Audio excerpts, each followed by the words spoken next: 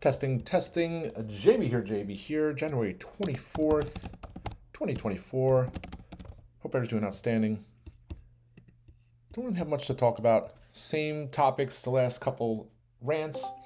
So after the close yesterday, Netflix reported a huge beat on the sub side. So the big metric everybody looks at for Netflix is how many folks did they add? And typically the revenue, earnings, EPS, how much debt they have, all that stuff doesn't matter as much as how many folks signed up for their service or what was the churn, things like that. And was a huge beat, was 13 million on estimates of 8 million. So a great sign. So you saw that stock go up in the pre-market, after hours in the pre-market. At one point, it was actually right at the implied move Pinto posted, but now it's up here at 11%. The risk reward on those 550 strikes I was talking about yesterday, it's tough to hold, hoping for a huge 11-12% move, despite the fact that I thought they would have a nice quarter and a beat and raise. So a tough one here, but it helped buoy the markets a little bit. And then overnight, you had the China news again. So reports the night before was a $278 billion capital infusion plan, something to that extent. Now they're cutting reserve rates and just a huge move, something they haven't done since 2021 or 2022, somewhere in there. So that bolstered markets. If you're watching the China markets overnight, the Asian markets overnight, China was down over 1% or more than that overnight until that news came out, and then it just reversed, closed up nearly 2%. I would not be surprised to see it up 2-3% overnight. But then this with the S&P now, you take a look, we're up. Well, if the market holds green, the S&P is up nearly 0.4%, but it'll be 5 straight sessions to the upside. It'll be 4 straight sessions of record high closes for the S&P.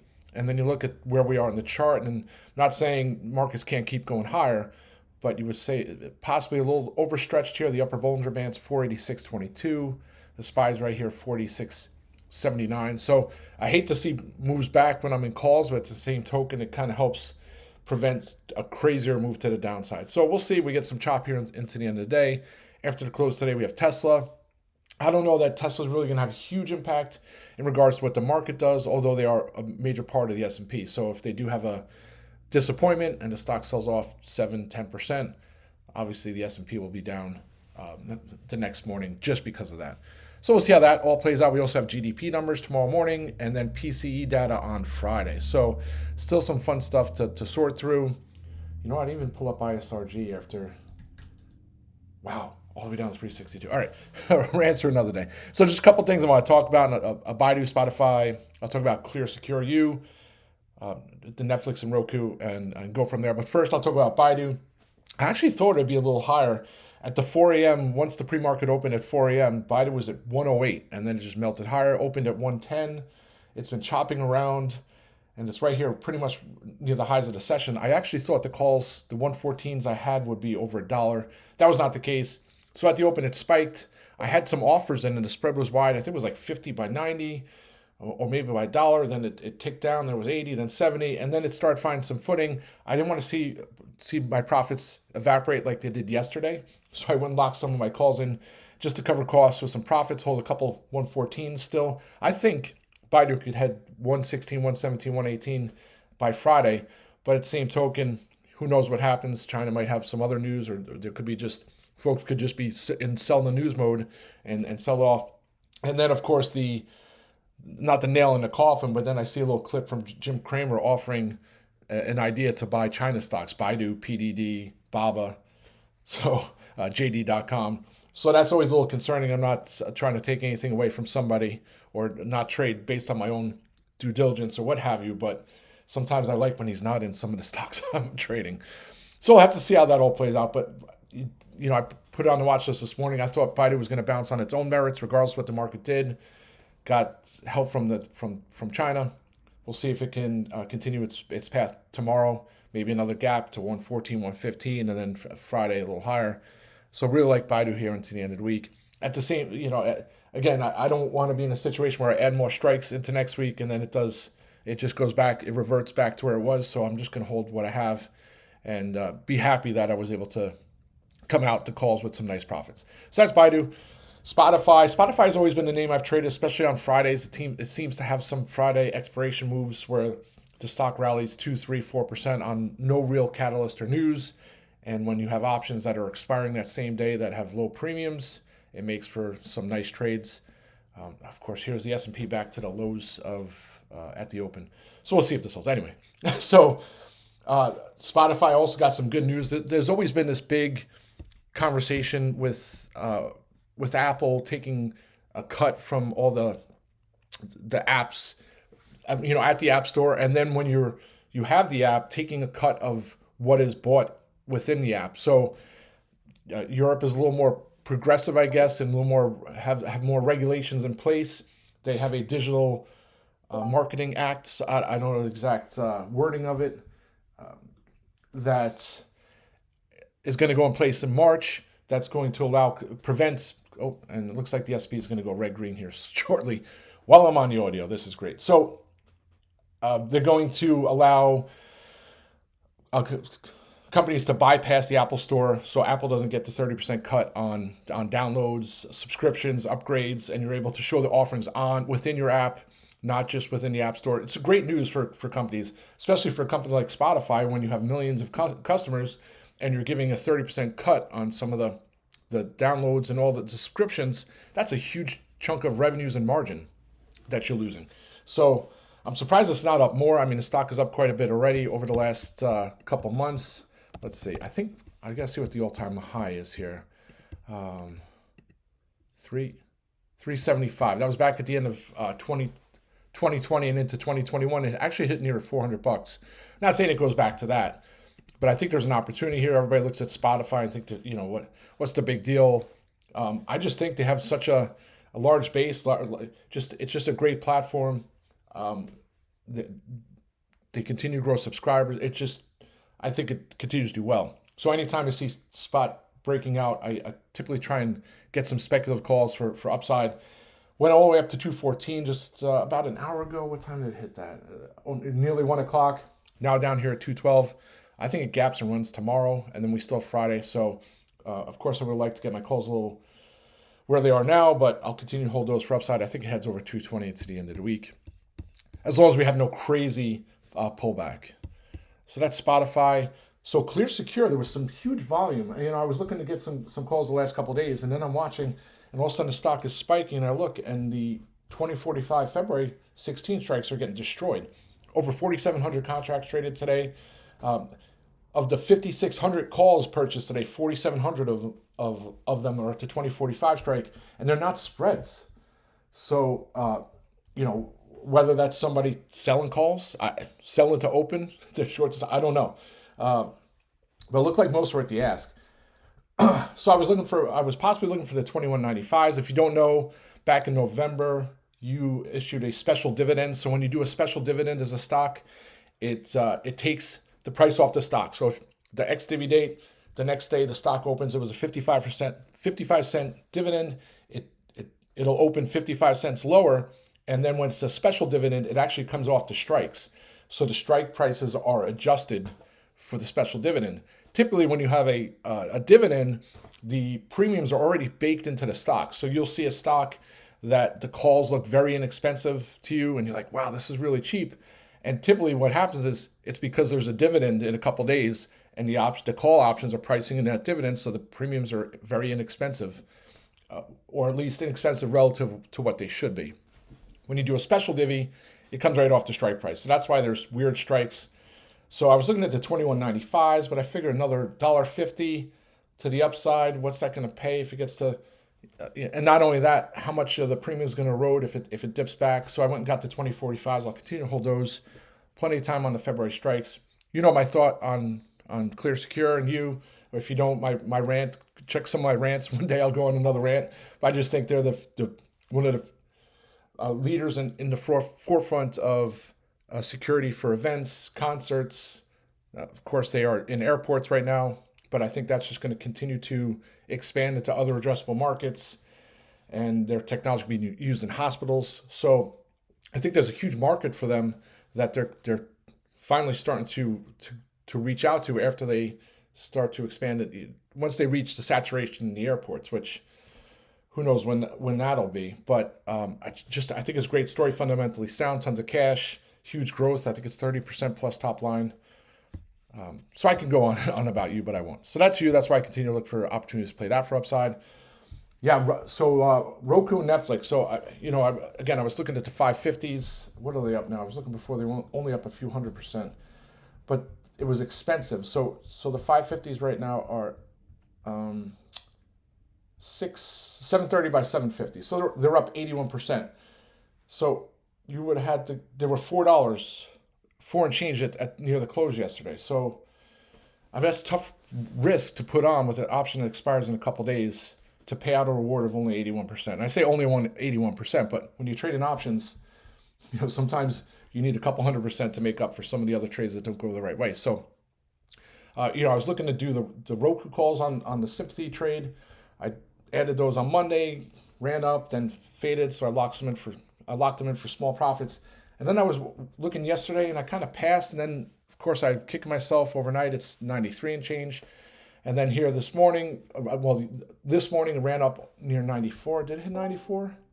94.76. And then it's just been a melt-off pretty much ever since. It looked like it was holding ground at 91.50, and then once that went, it's down here at 88, 89 bucks. So not sure I'm going to trade it here today, but once the dust settles, they'll report earnings. I don't know if it's February. Let's see here. They haven't confirmed a date, but it looks like somewhere around Valentine's Day. Let's see when they reported last year. Come on. Let's go. So they haven't confirmed a date. Last year they reported February 15th. So I have to think it's somewhere in the middle of February. At some point, maybe I'll look to get some like 125s or so to play some premium build for Roku into earnings. I think that heads higher. And then Tesla after the close today. Should be exciting. $16.20 move. Let's see what that is right now. Is it still $16.20? 16.40. So it's about a 7.7% move or so. Implied mood on Tesla. Should be interesting. I hope it just holds its ground, but take a look where it's been since was it down? Let's see what it is down this month. So it's down 16% so far to start 2024. And you start looking at its highs back in the summer, it was near 300 bucks. Take a look at the lows in November, around 195. So hopefully they post inline results or higher, give some exciting guidance, or at least a little uplifting guidance, and stock can find some footing and not pull down the rest of the market tomorrow. That would be a good thing. So obviously take a look at the semis, the chip names. I said this on, I don't know which rant, maybe yesterday or last week or the week before, but I remember looking at a video when it was a couple bucks a share, knowing, that it just used to make video cards back in the day. That's how I know it from, in the early 2000s.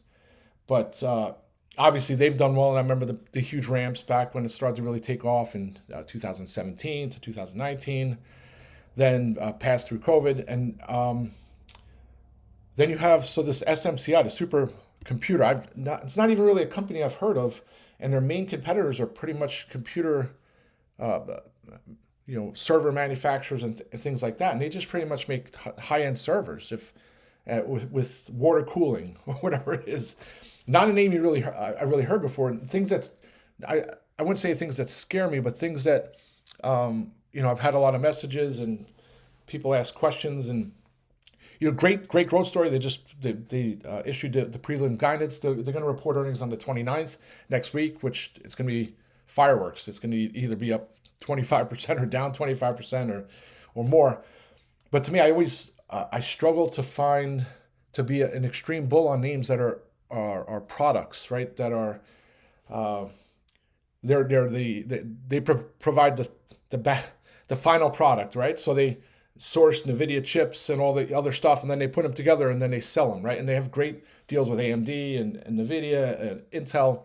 So they have great partnerships, but their margins are only like 17%. They're growing leaps and bounds, which is great.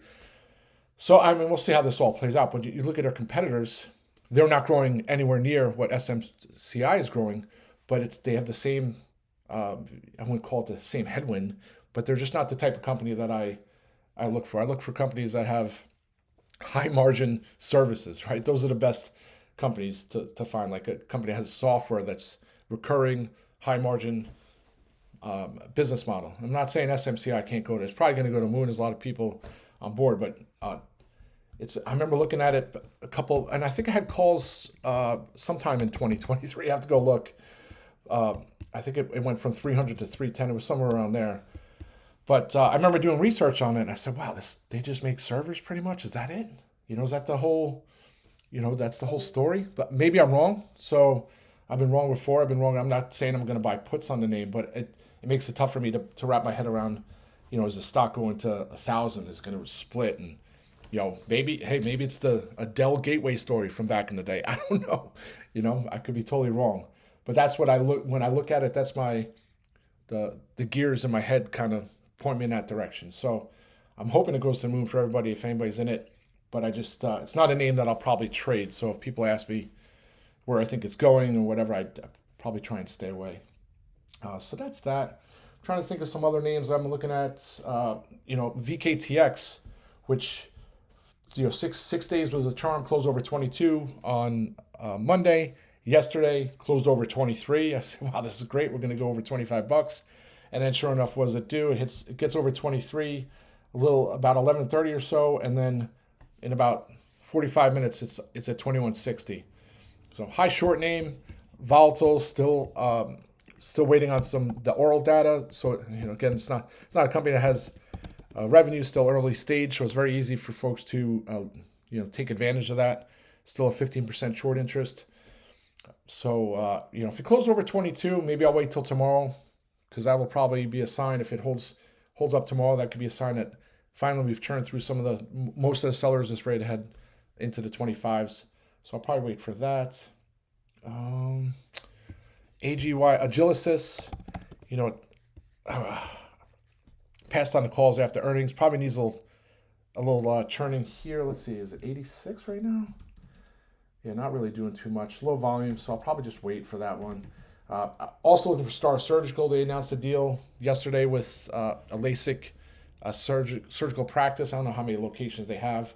I thought that's good news because obviously their competitors is LASIK, and Star Surgical's product is far superior. There's no, it's removable. Don't have dry eye syndrome with it. So there's a lot of benefits to using Star's implantable lenses as opposed to doing LASIK. So that's a good sign. And I think that's it, folks. That's my rant for today. Hopefully Tesla blows it out. And then next week's really fun with earnings. We have, let's see, Apple's February 1st. So I guess that would be today after the close. Then we have Meta as well. Meta's Thursday after the close. Google's Tuesday after the close. So next week's a big week. Let's see if Microsoft. Amazon's Thursday after the close. Wow, Thursday's going to be a big day. And where's Microsoft? Microsoft Tuesday. Wow, Tuesday and Thursday are going to be really big days for earnings.